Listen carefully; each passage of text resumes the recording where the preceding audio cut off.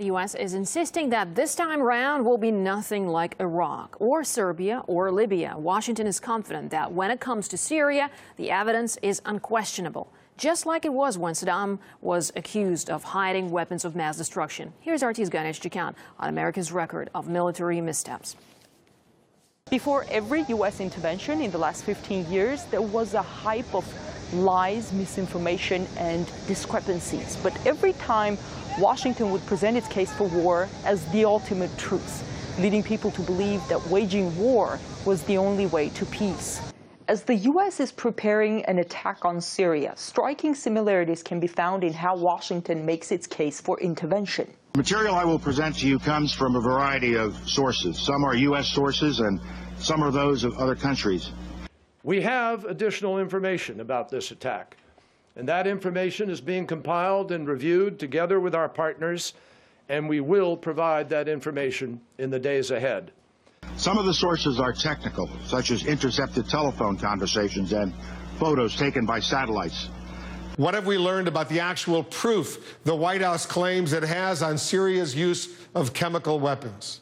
Yeah, well, a U.S. official is telling me that this intelligence assessment contains forensic evidence that an actual chemical attack took place, as well as some intercepted communications among Syrian forces that suggest the regime was responsible. A separate source is also telling CNN's John King that the report contains some satellite images of activity at potentially chemical weapons depots. Back in 2003, in the run-up to the Iraq War, the media also diligently repeated what the White House said. We know that Iraq and al-Qaeda have had high-level contacts that go back a decade. We've learned that Iraq has trained al-Qaeda members in bomb-making, in poisons, and deadly gases. Before the U.S. stepped in, came Washington's claims that the government, which was about to be attacked, did not cooperate, thus discrediting any UN investigation that was underway. Saddam Hussein and his regime are busy doing all they possibly can to ensure that inspectors succeed in finding absolutely nothing. Well, they found nothing because there was nothing. But it was an argument that couldn't be heard through the deafening sound of war drums. Iraq is not the only example when the U.S. effectively rendered a diplomatic solution obsolete.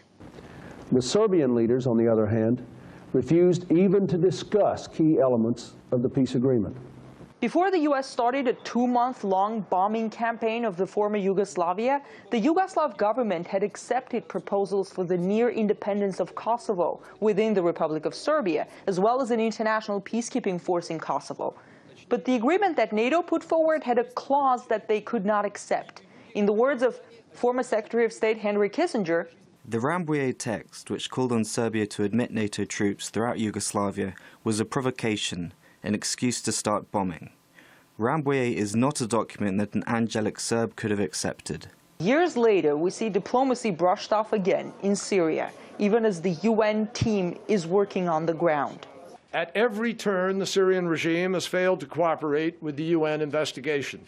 Washington has bypassed the UN, both in the case of the former Yugoslavia and that of Iraq.